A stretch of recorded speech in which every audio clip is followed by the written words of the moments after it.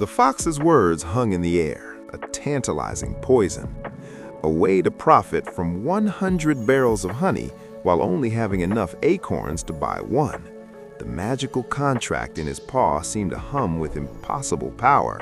Pip looked at it, mesmerized by the promise of such incredible leverage. He then looked at the wise badger, his eyes a mix of intrigue and deep suspicion. What is this magic? The wise badger did not smile. His expression was as serious as Pip had ever seen it. It is not magic, Pip. It is a bet. A very, very dangerous bet. A bet? Pip asked. Yes, the badger said, his voice low and grave. The fox is not buying honey. He is buying a contract that gives him the right to buy honey at today's low price at a future date. He is betting that the price of honey will skyrocket by then. It is a bet on the future weather, on the health of the bees, on the number of flowers that will bloom. It is a bet on a future that no one can predict. The Sly Fox just laughed, a slick, overconfident sound. Don't listen to the old man, Pip. He's too slow. He builds arcs. I predict the rain and become a king. This isn't a bet. It's a calculated masterpiece.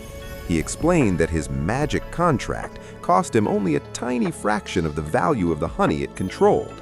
With just 100 acorns, he had the power of 10,000. He was leveraged to the sky. Pip was torn. The potential for profit was astronomical, but the badger's warning felt like a cold stone in his stomach. He chose to watch, to learn. For the first few weeks, it seemed the fox was a genius. The sun shone, the flowers bloomed, and the price of honey began to climb. The fox's magic contract became more and more valuable every day. He paraded through the forest market, buying luxury items, bragging about his brilliance. "See, Pip," he would call out, "while you are slowly planting your acorns, I am commanding the tides of fortune. This is how the real players do it."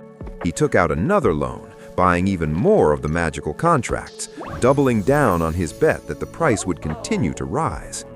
Pip felt a pang of FOMO, the fear of missing out.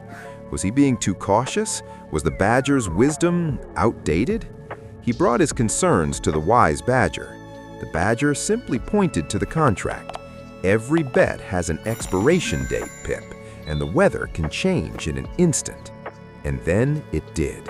One night, without warning, an unseasonable, brutal frost descended upon the forest.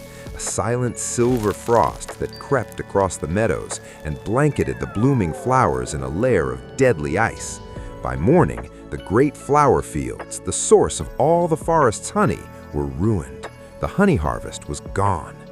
The news spread through the market like a shockwave. Honey, which was once abundant, was now incredibly scarce. But with the entire forest economy in a winter freeze, no one had any extra acorns to spend on the now rare luxury. The demand had vanished. The price of honey didn't just fall, it collapsed. The fox's face was a mask of disbelief. He ran to the market trying to sell his magic contracts, but they were worthless. The expiration date arrived. The contracts gave him the right to buy honey at a price that was now 10 times higher than the market price. It was like having a ticket to a concert that had been canceled, a useless piece of paper. He had lost the 100 acorns he had paid for the contract, but the real horror was just beginning. The bank came to collect on the loan he had taken to double down. He had no acorns to pay them back. The fox, who just yesterday was the richest animal in the forest on paper, was now in catastrophic debt. Pip watched in stunned silence as the bank's agents, two large, emotionless bears, came to the fox's burrow. His fine vestment, his shiny top hat, his ridiculously tall tower of pebbles, all were taken to pay for his failed bet.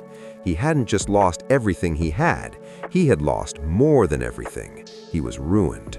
Pip stood with the wise badger, watching the humbled, broken fox walk away with nothing. The lesson was brutal and unforgettable. The fox was not investing, Pip. He was gambling. He was trying to predict the rain. You, Pip, have been building an ark. Your investments, your trees, your dams, your royal storehouse, they are real. They produce real value. They will carry you through any storm. They may not make you a king overnight, but they will never make you a beggar in an instant. Pip looked at his own slowly but steadily growing mountain of acorns. It was real, it was safe, it was his. He felt a profound sense of relief and wisdom. He had won the game by playing it slowly. He looked at his wealth not with greed or fear, but with a new, sober perspective. He had enough. He had more than enough. A strange new question, one he had never considered before, began to form in his mind.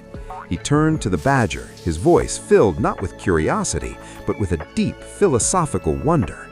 "I've done it. I've built my ark. I have a river of acorns that will feed me forever. But why? What is the end goal? Am I just supposed to keep piling acorns on this mountain forever?"